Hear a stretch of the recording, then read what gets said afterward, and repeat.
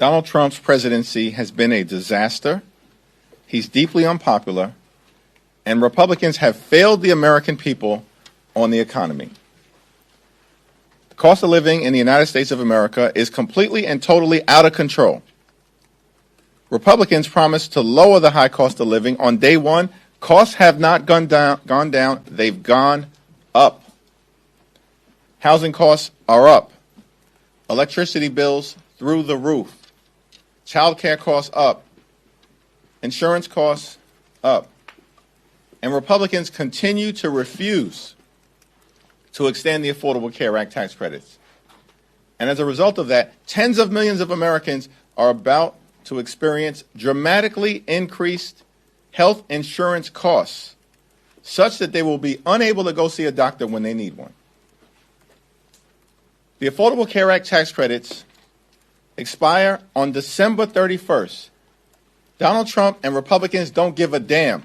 They've done nothing to deal with the health care crisis that Republicans have created. We need to act with urgency now and extend the Affordable Care Act tax credits. Tens of millions of people are in open enrollment right now. They've seen that their health insurance premiums, copays, and deductibles are going to increase in some instances by $1,000 or $2,000 per month. That is unacceptable, unsustainable, and it's un-American. It's time for my Republican colleagues to stop burying their heads in the sand and do something to actually make life better for working class Americans, everyday Americans, and middle class Americans, as opposed to what Republicans have done the entirety of this year, which is just to focus on making life better for the wealthy, the well-off, and the well-connected. Enough pandering to big Republican donors. Enough. Do something. Partner with Democrats to lower the high cost of living and to make life better for the American people. Questions? Mr. Leader, one of your members last night was indicted in Florida for supposedly, allegedly using COVID relief funds from FEMA to bolster her campaign. If the Ethics Committee comes back and corroborates those claims that were made in the indictment, would you expect Congresswoman Shifless McCormick to resign? Sheila is entitled to the presumption of innocence like every other American.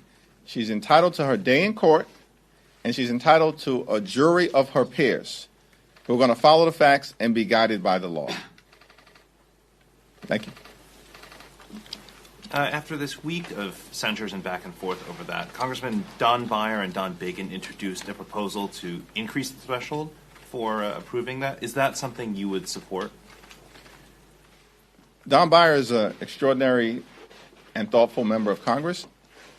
We haven't had the conversation about this issue, but I'm open-minded about what the possibilities are in terms of getting the Congress out of this repeated effort by Republicans to censure members, because these extremists in the House Republican Conference have nothing better to do. That's what this week has proven. They were forced to vote on a bill to compel the Department of Justice to release the Epstein files, and they were reluctantly supportive after House Democrats partnering with a handful of House Republicans triggered an up or down vote through a discharge petition. Other than that vote, what have Republicans done to make life better or meet the needs of the American people in any way, shape, or form throughout this Congress? The answer is nada, nothing. They've done nothing. And so all their members do is cook up these unhinged censure resolutions, literally week after week after week.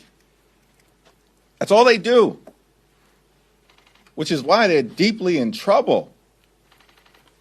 Donald Trump's approval rating is like 38, 39% across the board, including from Fox News. And the American people know that Democrats are the party who actually care about addressing the affordability crisis, driving down the high cost of living, fixing our broken health care system, extending the Affordable Care Act tax credits, and actually standing up for working class Americans. Now that is decisively clear to the American people. We've seen that in the electoral results early this month, where Republicans were crushed, shellacked, beaten down all across America, with the common thread being their extremism and our emphasis on affordability. And now we've seen that the American people are ready to throw these House Republicans out of their majority. And it's incredible to me that despite where we are, after all the talk from Republicans that they somehow had earned some big historic mandate, can't find it. Search committee has been sent out. No one can find it. It's been destroyed. That you would think Republicans would actually hear the American people in terms of their desire to work on issues that matter. And instead, we continue to see censure resolution after censure resolution after censure resolution, and they can't even succeed in censuring the people they're going after. Thank you, Mr. Leader.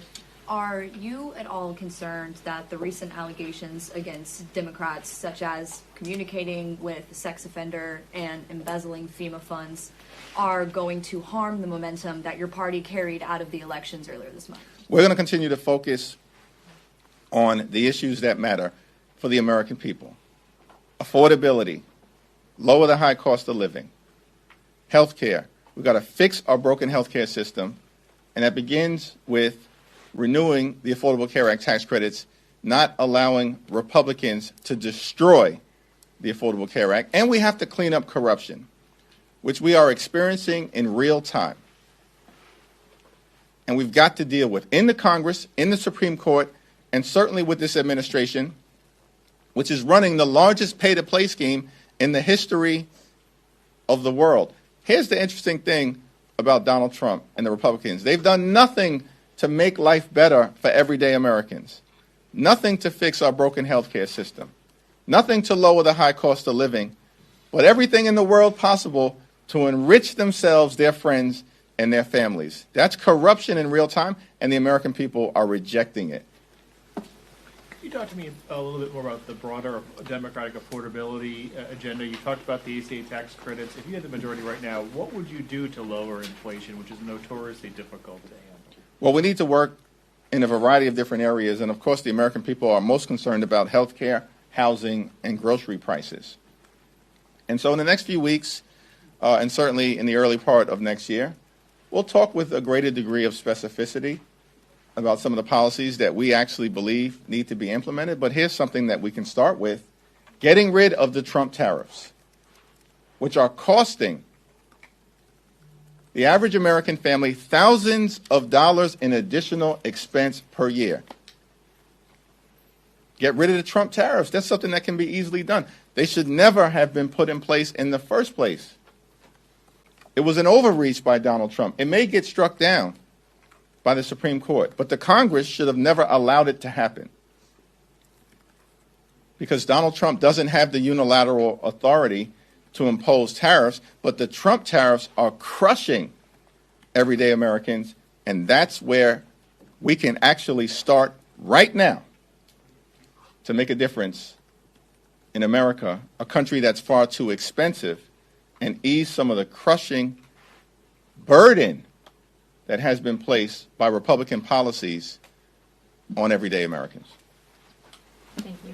Just to clarify on the censure motion, but prior to the vote on Mace's censure, it was the third time, I believe, that Yvette Clarke brought that censure resolution on Cory Mills. When you say unhinged censure resolutions, are you talking about Democratic brought censure resolutions? I am talking about Republicans who have spent all year trying to censure members of the House Democratic Caucus, and they did the same thing in the last Congress. They have no agenda. Republicans have complete control of government. They have the House, they have the Senate, they have the presidency. And yet all we see, because Mike Johnson has no control over the House Republican conference. Nice guy, but zero control over the House Republican conference. In fact, his own president, Donald Trump, says he's got two titles, Donald Trump, President and Speaker of the House. Man, you letting the president punk you like that? Publicly?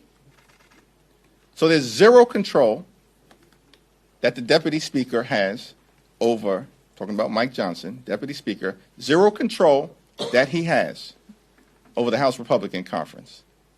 So they're running wild.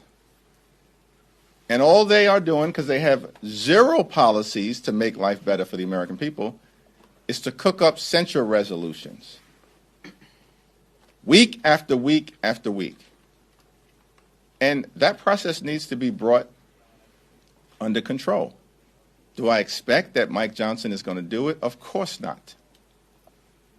However, if there's a bipartisan proposal led on our side by Don Beyer, a very thoughtful member, then perhaps that is something that's worthy of consideration. Mr. Leader, regardless of who is getting censured or not censured, these are two politicians from Florida, Mills and Shirley McCormick. You just said that she deserves her day in court and presumption of innocence. In the past, the DCCC and many Democrats have gone after Mills for his serious allegations. So how do you square the difference between those two with your messaging? What I'm suggesting is that anyone who has been indicted is entitled to the presumption of innocence. In fact, I was very clear about that when Donald Trump was indicted 4 different times in 4 different jurisdictions. And in each and every instance, I was very clear, strongly disagree with Donald Trump's behavior, his conduct, and his fitness for office, but notwithstanding my assessment of this guy, the reality was, as an American, he was entitled to the presumption of innocence in every single one of those cases, and I repeatedly made that clear. So yes, I'm applying the same standard at all times, whether it's Donald Trump or whether it's a member of Congress or whether it's the people that I'm privileged to represent, most importantly, back home in Brooklyn. At all times, every American, pursuant to the United States Constitution, is entitled to the presumption of innocence and their day in court. Thank you, Mr. Leader. I know what your position on extending the ACA credits, but Senator Rick Scott introduced a proposal today called the More Affordable Care Act. It says it keeps the Affordable Care Act framework in place, but redirects federal funds from the subsidies to what they're calling Trump Health Freedom Accounts. I want to get your reaction to that proposal. And it seems that I'm just curious, what's the path forward to extending the tax credits from the minority and the times that they've been extended before? Democrats were in the majority. I'm just curious if they're putting forward proposals for HSAs or Trump Health Freedom Accounts. How do you get to a conversation about extending the tax credits when it didn't turn out during the shutdown? It's interesting to me that Rick Scott and all of these MAGA extremists in the House and the Senate proceeded with great urgency throughout the entirety of the first half of this year to pass their one big ugly bill, which included the largest cut to Medicaid in American history. And by the way, I think Rick Scott has some history with Medicaid fraud in the state of Florida, so he's no expert on health care. We ain't going to be lectured by Rick Scott about anything, but certainly not affordable health care, given his track record. But they raced to enact the largest cut to Medicaid in American history, devastated communities all across America where you have hospitals, nursing homes, and community-based health centers closing in real time, including in rural parts of the country. In that same one big ugly bill, they ripped food away from hungry children, seniors, and veterans and enacted a $186 billion cut to SNAP, which also happens to be the largest cut to nutritional assistance in American history. And why did the extremists do all of this? So they could pass massive tax breaks for their billionaire donors, and they made those tax breaks permanent. So they spent the first 6 months of this year focused on subsidizing the lifestyles of the rich and shameless in their one big ugly bill, but can't be bothered to extend the Affordable Care Act tax credits. Even now, we're less than 45 days away from those tax credits expiring, and tens of millions of Americans, including in Florida, are about to see their premiums, copays, and deductibles skyrocket in ways that will make their health care unaffordable. So, from our standpoint, this is not that complicated. We have a discharge petition. I believe it has north of 200 signatures on it. All we need is 3 or 4 Republicans to join us. And if they did so, we can discharge a bill that would extend the Affordable Care Act tax credits for 3 years. Everyday Americans, working class Americans, and middle class Americans deserve the same level of certainty that Republicans decided to provide to their billionaire donors when they enacted these massive tax breaks and then had the nerve to make those massive tax breaks permanent. But can't be bothered to extend the Affordable Care Act tax credits. Now, we're going to work closely with our Democratic colleagues in the Senate on the vote that is scheduled no later than the second week of December on a Democratic proposal related to extending the Affordable Care Act tax credits. And I expect that we're going to be in alignment. And at this point, Republicans just need to take yes for an answer. Say yes to your constituents who you're jamming up right now and who are about to suffer even more from the Republican health care crisis. After the blocking of the maps by the federal court in Texas, on the Texas maps, do you expect any change from any of the other states like Virginia in the strategy, or is it like full speed ahead? Our strategy is full speed ahead. We are not unilaterally disarming. We are not rolling over and playing dead. And we also have no interest in spiking the football. What we are doing is going to make sure that Donald Trump and Republican sycophants are unable to gerrymander the national congressional map in a way that will allow them to rig the midterm elections. We made that clear from the very beginning.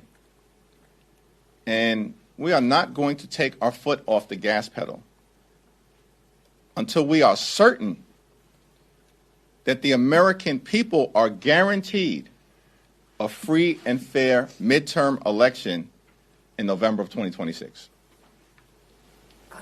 Congressman Byron Baker said that the censure is broken in the House. Do you agree with that conclusion, and do you see a role for yourself and Speaker Johnson to work on kind of reining in the use of it, just given how many we saw this week and the rise in them in recent years? Republicans have broken the censure in the House of Representatives.